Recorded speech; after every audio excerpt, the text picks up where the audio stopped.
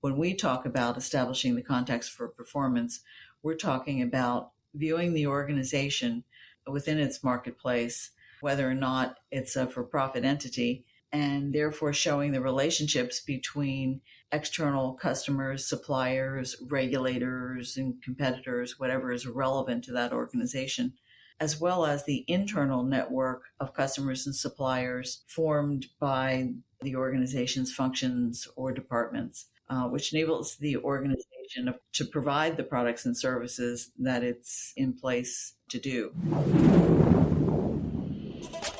This is the ERP Organizational Change Journal podcast, brought to you by Nestle & Associates, a Newport Beach, California-based ERP organizational change management firm serving the private equity industry.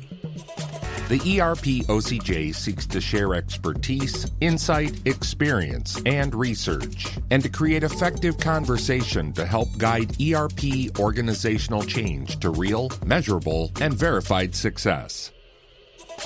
And now, here's your ERP expert and host, the founder of Nestle & Associates, Dr. Jack Nestle. Hey, Jack here. In this episode, our guest is going to share pointers and insights into how effective and efficient learning and development advocates for performance improvement, which advocates for successful ERP organizational change. Knowledge sharing and organizational learning are two organizational culture influences that contribute to ERP organizational change success. And organizations that can recognize, advocate for, and adequately execute knowledge sharing and organizational learning tactics increase the likelihood of performance and success. So today we will explore this topic further. All of us here at the ERP OCJ hope you find this podcast useful as we share lessons learned, discover best practices, and explore the human element components of ERP organizational change. In this episode, we will discuss ERP organizational learning and performance improvement with Carol Panza. Carol is owner of CMP Associates, and she is a management consultant. CMP Associates is a management consulting firm specializing in the analysis and custom design of improvement strategies for businesses. Carol has an extensive track record of successfully assisting client companies from a broad range of industries and functions. She has clients in financial services, pharmaceuticals, retail, manufacturing, telecommunications, technology, marine transportation, and more. So without further ado, joining us from Morristown, New Jersey, Carol, welcome to the show. Thank you so much. I'm happy to be here. I'm looking forward to this, Carol. I know you have a lot of great insight here and experience. I'm looking forward to this conversation for sure. But before we get started, Carol, can you tell us more? Can you further introduce yourself to our listeners? Sure. And thanks for the opportunity. You've mentioned that my clients I've been fortunate to work with come from a broad range of industries and also cultures in some cases. But I've been around in the field of performance improvement for more than 40 years, which of course means that I began when I was 5.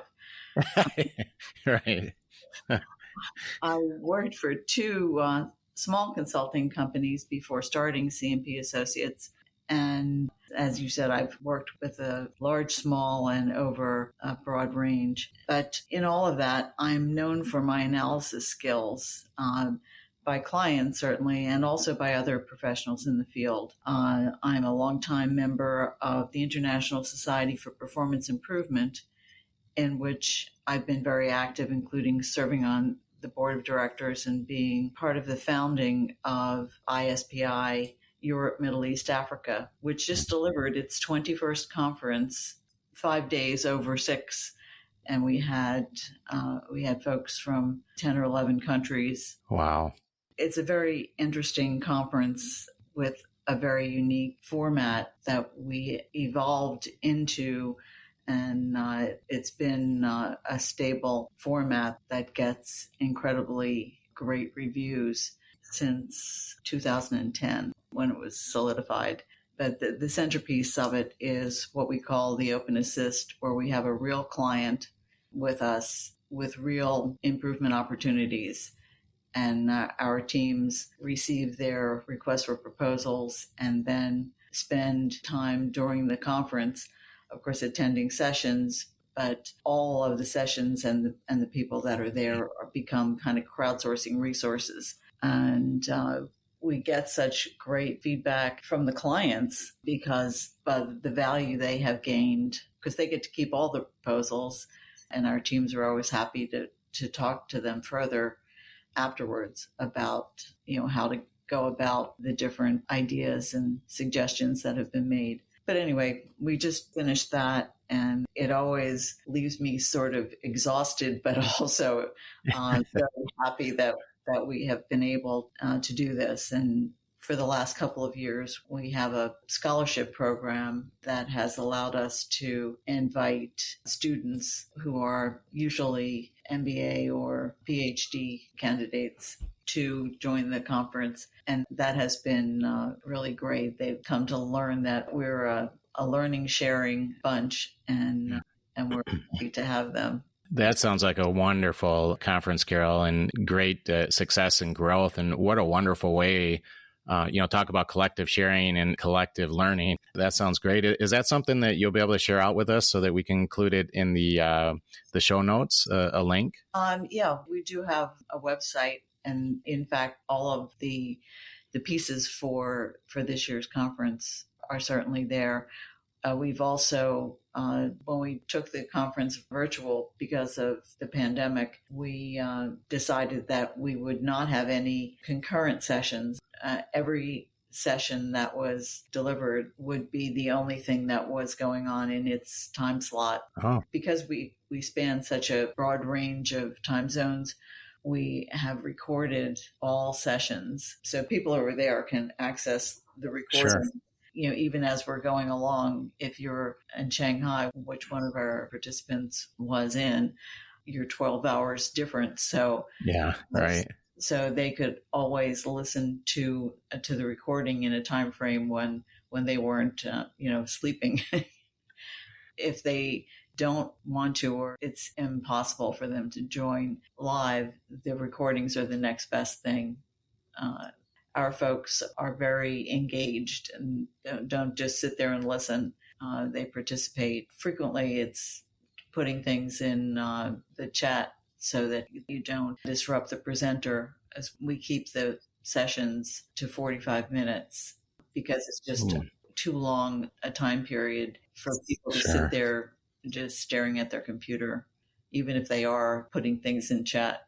Yeah. At some point, we may be able to separate out some of the valuable pieces. Like we always have a senior executive panel, that CEO level, senior VP. Of course, titles change from all over the world. First year we did it, we had senior executives from all the EMEA components. So we had Europe, Middle East, and Africa all represented. This time we had Europe and Africa. We didn't have any from the Middle East that I can think of. Wow, it sounds like a wonderful opportunity and a wonderful conference. How exciting.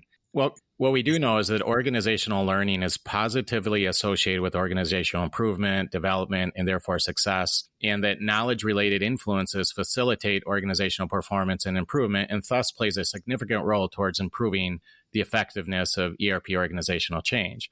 And this requires that the organization has a general culture of sharing and learning. So the acceptance, understanding, and mindset amongst the stakeholders regarding the value of knowledge sharing and organizational learning during a large-scale ERP implementation is a critical success factor. In fact, organizational learning takes deliberate intent to embed learning as an organizational culture asset, I would say. So that is the topic in the area that I'd like to focus on with Carol. The first question for you is, how would you actually define effective and efficient organizational learning? And notice how I said effective and efficient, not just organizational learning, but what does effective and efficient organizational learning look like to you? Yeah, I do really appreciate that question and the emphasis on effective and efficient, because that's not always the case. Yeah, right. For me, organization learning that is efficient and effective, including aligned to support the organization's goals and objectives, begins with a results-focused organization analysis, beginning at the strategic level of the organization's fit into its marketplace, and therefore its customers, suppliers, and so on. Even if it's not a for-profit organization, they still have customers and suppliers.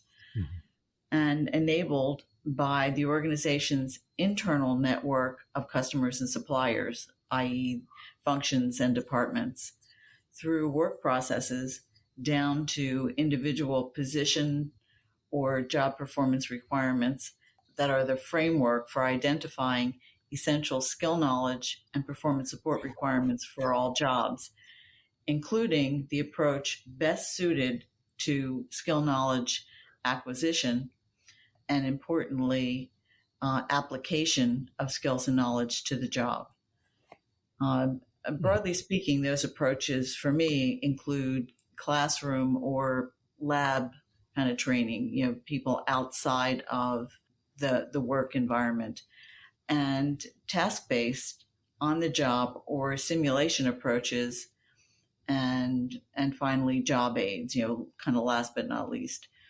Sure. We believe in developing learning systems that include all of these approaches, depending upon the specific skill, knowledge, and performance support requirements of any job or job family, rather than 100% knowledge-focused training programs that are limited to classroom or even computer-based training approaches. Further, the upfront analysis, even with great organizations, not only ensures the alignment of learning and development to the organization's goals and objectives, but they also tend to build acceptance or ownership by the workforce. It also invariably identifies improvement or enhancement opportunities for making the organization even better. So my clients always ask for training or performance support or something, knowing that they're going to get a whole organization analysis up front. Yeah. Carol, thank you for that. And I'd actually like to dig a little deeper, and I'd like to discuss your fundamental approach towards performance improvement. And I know that your approach, and as you describe on your website, there's 3 quite fundamental concepts that differentiate your approach to performance improvement. And you also had mentioned that these are, some fundamental concepts that are often missing from TQM or total quality management or BPR, business process reengineering processes. And you talk about this idea of context, process, and performers.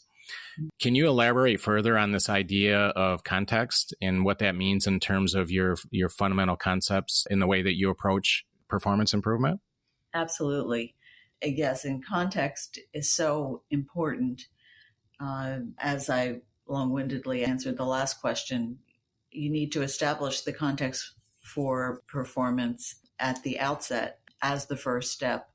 Oftentimes, this isn't the case with folks that are ingrained in some of the different approaches to analysis for performance improvement. They often tend to start at the process level, but when we talk about establishing the context for performance, we're talking about viewing the organization within its marketplace, and again, whether or not it's a for-profit entity, and therefore showing the relationships between external customers, suppliers, regulators, and competitors, whatever is relevant to that organization, as well as the internal network of customers and suppliers formed by the organization's functions or departments, which enables the organization, of course, to provide the products and services that it's in place to do. The relationships are defined by the products and services that the functions get from and provide to each other, internal customer supplier network, in order for the organization to operate and succeed within the external marketplace. So if you look at the deliverable that I submit to clients in that aspect, that first step of what we do, and by the way, whether it's a company that's looking for a whole organization analysis, or they want to pursue a particular result area for the organization, or it's a function that calls us in for looking at how to optimize their performance in a particular area, or even a single position that they believe to be pivotal to some achievement that they're trying to get in place. We always start with the organization in the context of the customers and suppliers for the whole organization. And I think that is so important because if you start, for example, at the process level, you have the process as the centerpiece, and people are reaching back to link to the customers and suppliers that they can conceive of. And oftentimes, even if they get all of them, they fail to look at the interface between the functional parts, which can have a very big impact on the process that they're talking about or that they're focusing on. So the map that we deliver is a very important tool. And oftentimes people retain those documents and use them very effectively to have, for the first time, a really effective and understandable, but most importantly, common picture of how the organization works, which is very different from just the organization chart that shows who reports to whom, and you can figure out what the general power bases are, who has the most employees or sub-processes that are reporting to them. Well, we prefer to look at how the organization works. Yeah, and I think, isn't it, Carol, to your point, if an organization starts out with the process piece, it can become just an internal exercise, right? Where it's a little more self-centered, where you're not focused on the big picture. And in terms of organizational performance, really at the end of the day, it has everything to do with your inputs and your outputs, right? So that means, there's other stakeholders, your partners and your suppliers. And then, of course, on the other end of that, it's your customers. And what do your customers value? What do they want? What's the quality and the service that they expect? That has everything to do with organizational performance. So by starting out with a primary, I guess, fundamental approach and really understanding that context, I think it helps you really understand, like you said, the interfaces between those other external stakeholder groups and really dial in on opportunities for improvement versus being a little more self-focused, internally. That's absolutely spot on the truth. In fact, I always get concerned about when you start at the process level, what you tend to do, as you kind of alluded, is maximize for your process as opposed to optimizing for the organization. Yeah, well said. Yeah. So can you tell us a little bit more about the specify the process? So we start out with the context as one of your primary fundamental concepts, and then you start talking more and drilling into the actual process. Can you explain that a little bit more to us? Yeah. Once we have the context, then we move to the process as the critical link between organization level results and job or position performance requirements. We want to start with the really context strategic view, but we have to get to the level of people because generally speaking, the organization and what we're suggesting as solutions or when we're identifying opportunity areas, it's almost always going to be something that people will have to deal with as a change or that they'll have to do differently in order to support the organization. But one of the things that is different, because a lot of organizations and a lot of approaches include process analysis, but the process analysis that we do is a bit different because we specify process as a sequence of accomplishments, which is to say outputs or results versus behaviors, or my favorite word, just stuff. That kind of specification of process is so important because if you don't base it on accomplishments, if you use activities, behaviors, or some combination of all of that stuff, even the most up-to-date iteration and articulation of a process is almost invariably going to change, because if you change one step from being a people-driven step to being automated, for example, or if you change a particular tool to something more sophisticated or easier to use or bigger or who knows, anytime you do something like that, you have to redo the process because you've changed it. As the people are doing something differently, their behaviors are different. And on the other hand, if it's accomplishment based, the process stays useful and correct for a relatively long period of time, because the things that are changing are not the results. They're the behaviors and the activities that support and drive to the results. And once you have the accomplishment specified process, you also have a framework for continuous improvement, as opposed to cementing the most current what is that becomes the Stone Age, in a few months in some cases. In fact, we were working within one of the technology organizations, and of course they go through those kinds of things, bring in consultants and paper the walls with all these processes. Yeah.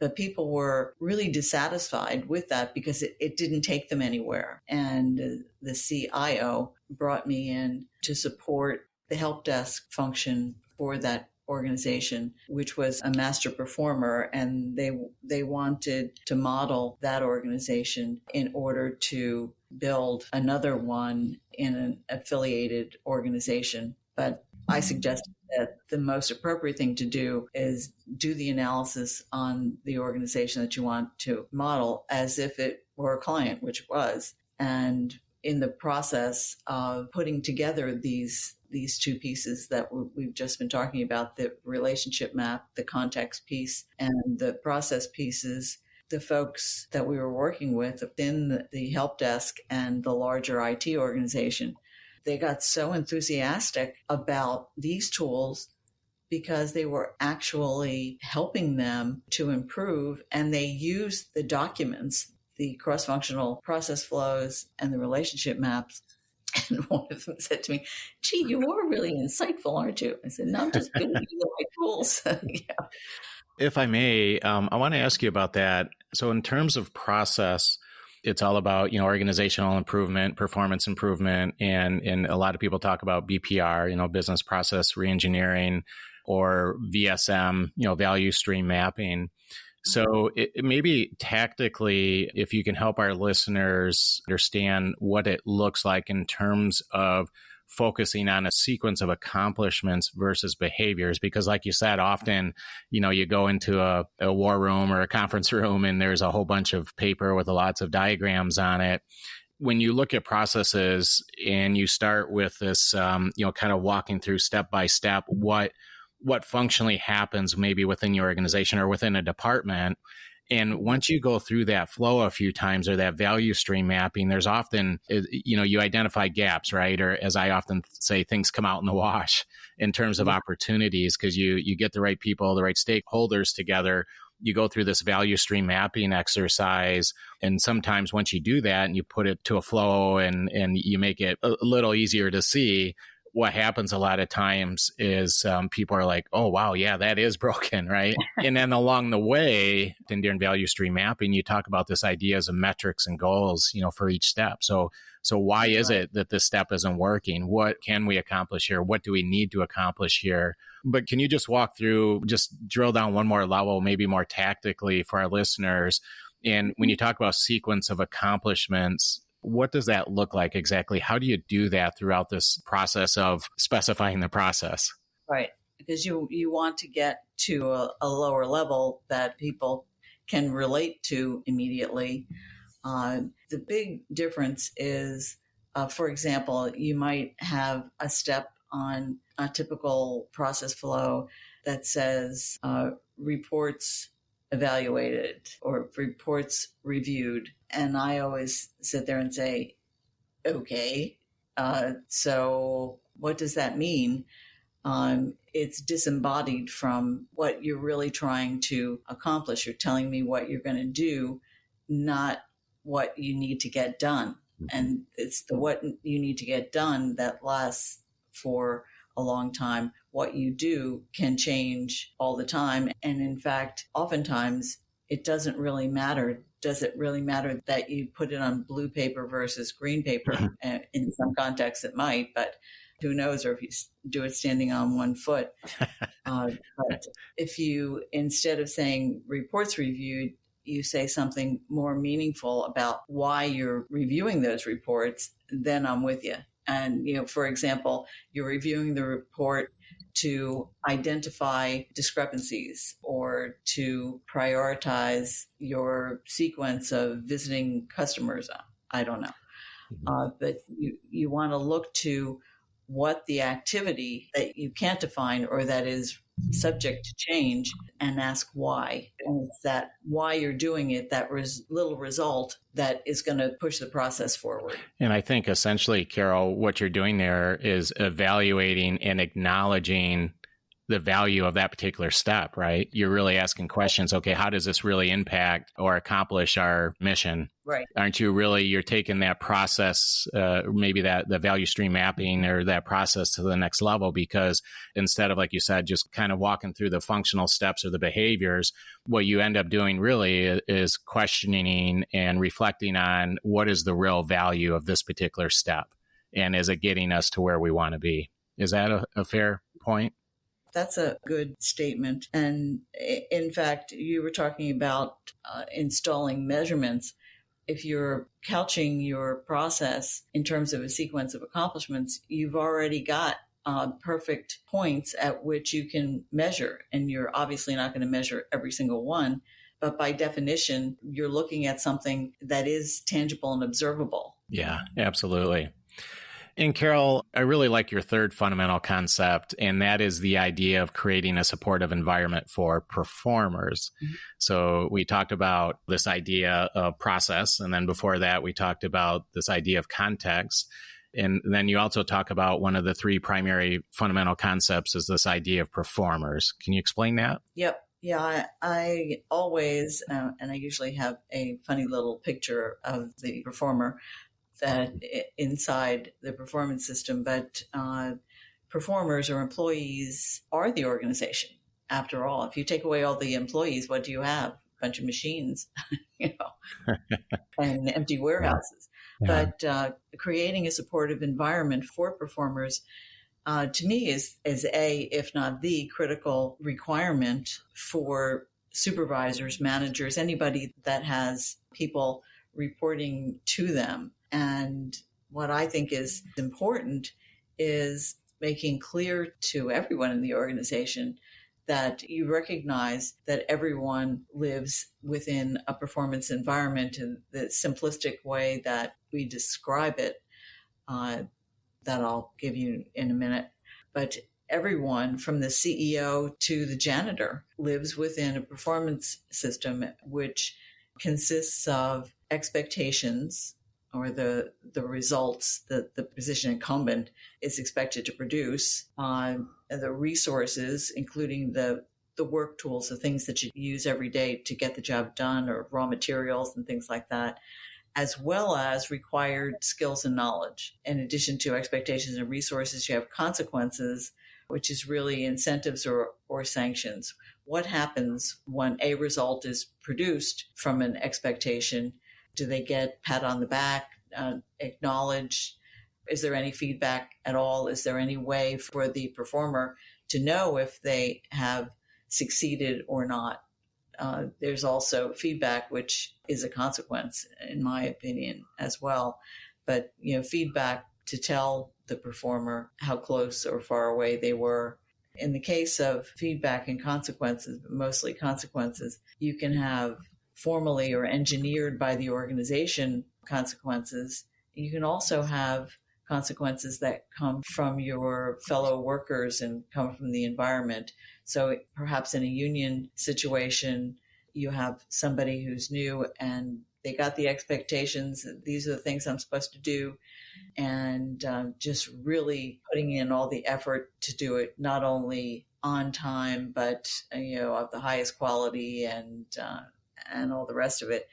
And the other folks are saying, oh, you know what, you didn't get the memo. You're not supposed to do it that well.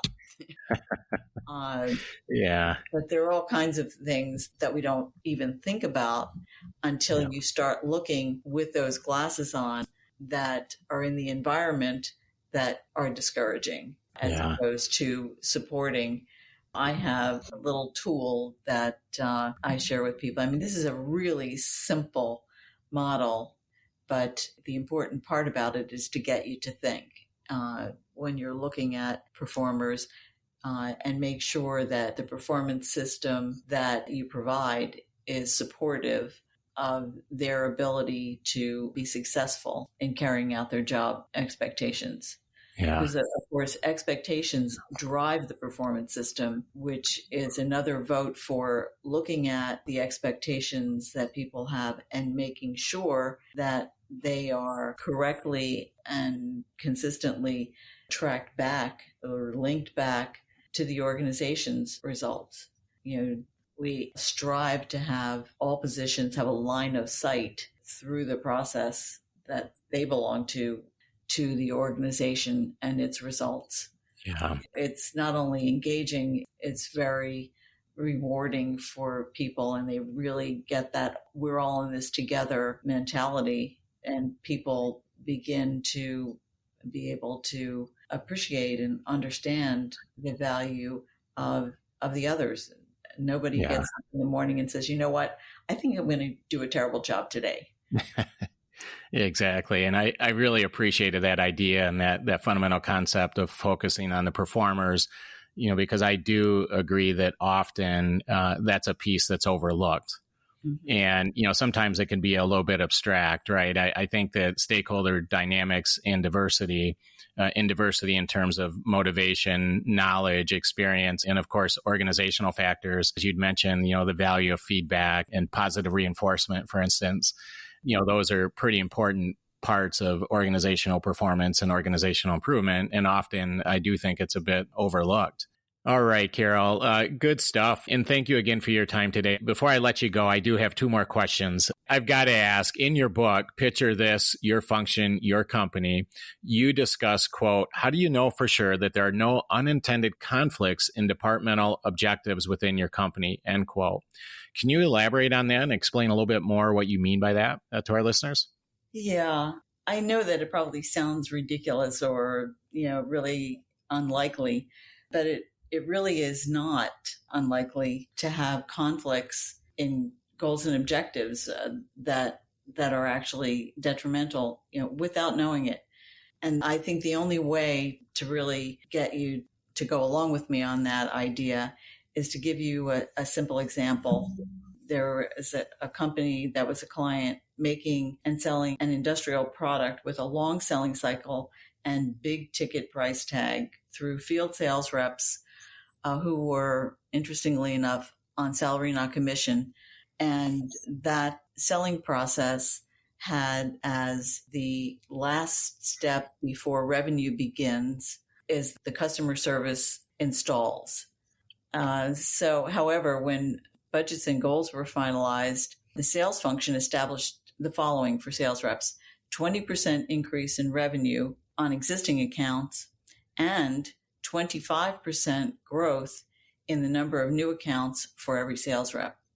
Customer service established the following for installation: cost controlled not to exceed 5% above last year. The new objectives, though they sound reasonable separately, make it impossible for both field sales and customer service installation to win at the same time. That is, how does the sales function get customer service installation to miss its cost control objectives in order to achieve their new revenue and account growth goals? So that's something that interesting. I have much more complex examples in some of my articles. For example, there are some examples. It seems like it's impossible, but it really is something that happens and happens frequently. And when I do an analysis and identify these things, which I always do in a very constructive way, because people haven't done this on purpose. Yeah. So the company got really big, and you don't really look too far beyond your function in terms of setting goals and looking at performance and what you can do better and how you can achieve more. But if you don't take that first step with the context, and if you don't go back and look at it periodically, you can run into snags like this with, in an unintended way. Yeah, exactly. Great illustration, great example. I appreciate that. Well, Carol, what a fun conversation. Some great ideas here. My last question for you before I let you go today. If you're going to give advice to an organization, especially perhaps an organization preparing for a large-scale ERP organizational change, what would you say to them in terms of organizational performance and or training in general? What piece of advice would you leave them with? I guess the most valuable advice I can offer is to consider using a tool and approach like an organization relationship map with key people in the organization that's preparing for implementation in order to develop a common picture of how the organization works that everyone owns and shows that everyone contributes value. We all have a line of sight from our job responsibilities to organization goals and objectives. It's so motivating and engaging for people. I can't explain. And it's so neat when you're part of helping people to get to that point. Yeah, absolutely. Carol, thank you for your time. Fun conversation. I really do appreciate your dedication and passion to your trade. Can you tell our listeners how they can get in touch with you? Yeah, I can be reached via my website, which is www.orgmap.com, or you can reach me by telephone. It's a little spotty sometimes, but you can reach me via telephone at 973-455-0420. You can get to me through LinkedIn also. Great. Well, thanks, Carol. We'll be sure to include your contact information in the show notes, of course, as well.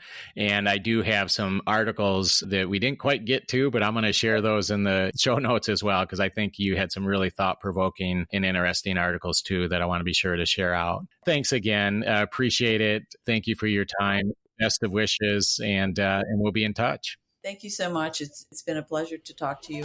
I think we met the objective of having fun along the way. And, I appreciate your time. Agreed, Carol. This was fun, and I appreciate it. Thank you again, and we'll talk to you soon. Thank you so much. Thank you for joining us for today's episode of the ERP OCJ podcast. This podcast is intended as a forum to study, share, and discuss ERP organizational change successes and challenges. We discuss the people, process, and technological components of ERP organizational change by drawing on knowledge from extensive research, collaborative learning, and practitioner expertise and experience. We are incredibly grateful to have friends, colleagues, and mentors join us in our podcast as we seek to promote, connect, and foster relationships in the ERP organizational change community and contribute to its success by bringing research and practice closer together. We want to make sure this is the most useful and insightful ERP podcast you listen to, and we'd love your help in doing so by leaving us feedback and a review. A great place to do so is at Apple Podcasts. Just click on the Listen in Apple Podcasts link, then click Ratings and Reviews, and let us know your thoughts. You can get more info about the show, including show notes and episode highlights for this and all of our episodes, by visiting nestleandassociates.com and clicking the podcast option. Please join us again next week as we discuss the latest ERP organizational change research, practice, and stories. And don't forget to follow us on social media, #TheERPOCJ. Thanks again for listening. Have a fantastic week.